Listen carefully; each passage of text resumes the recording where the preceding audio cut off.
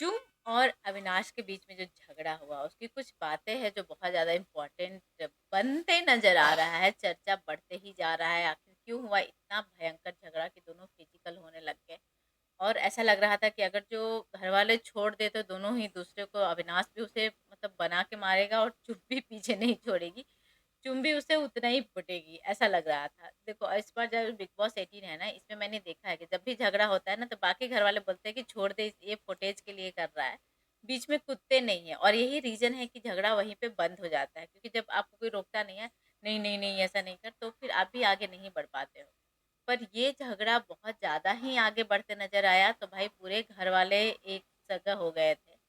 शिल्पा शिरोडकर हैं, वो चुम को पकड़ के रख रही थी और अविनाश को सँभालते नज़र आए। सबसे ज़्यादा बिबियान नज़र आए, वो बिल्कुल पकड़ के रखे हुए थे और उसे सँभाल रहे थे। ईशा बगल में थी जो उसके हाथ-वाथ पकड़ रही थी। और भाई ईशा और एलिस कितना ही सँभाल पाएँगे अविनाश को? अगर वो हट्टा-कट्ठा लड़का है, अगर जो वो गुस्से में आएगा तो फिर पकड़ना मुश्किल होगा। अब देखा यूँ गया कि ये झगड़ा ना मतलब पूरे घरवाले के साथ हुआ। पहले करणवीर के साथ हुआ, फिर अरफ़ीन खान के साथ हुआ और ये झगड़ा कहाँ से शुरू हुआ? जेल जाने के नाम से। मैं जेल नहीं जाऊँगा और घरवाले ने बोला भाई तो एक ही तो है बंदा जो सबके अगेंस्ट रहता है, तो इसे ही सब मिल के जेल में भेज देते हैं।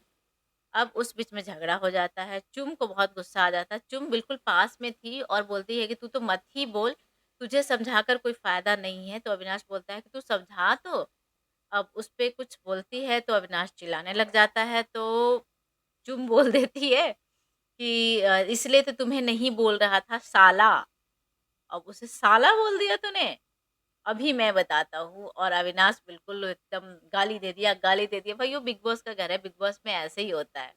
मतलब एक छोटी-सी चीज़ को भी अब जैसे कि शाला जो है, अब इसे कोई गाली भी मानता है और ये बहुत हँसी-मज़ाक का एक वर्ड है जो आपस में खासकर नॉर्थ इंडिया में बहुत ज़्यादा लोग यूज़ करते हैं।